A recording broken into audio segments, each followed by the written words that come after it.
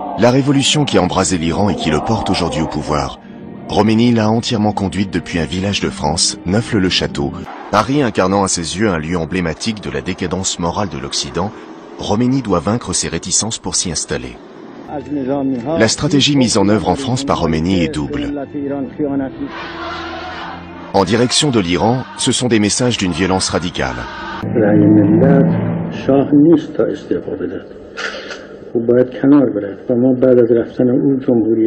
À destination de l'Occident, il s'agit d'emporter l'adhésion des...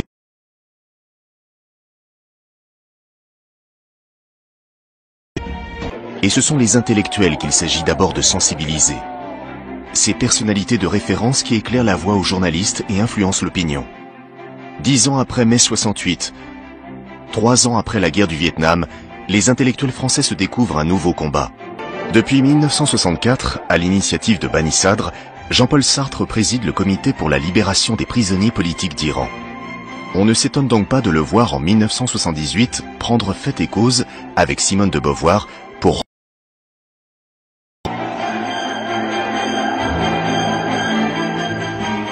Mais l'intellectuel français dont les prises de position vont produire le plus grand retentissement est Michel Foucault.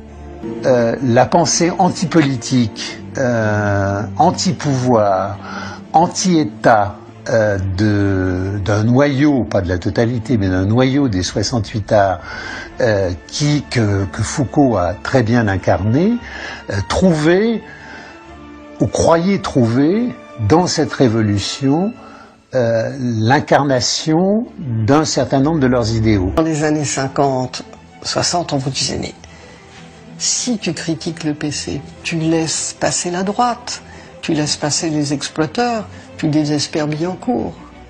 Et là, on vous disait, au tout début, ah, mais Khomeini, c'est l'anti-impérialisme. Donc, tout ça mélangé vous explique l'immense popularité de Khomeini, y compris dans nos médias.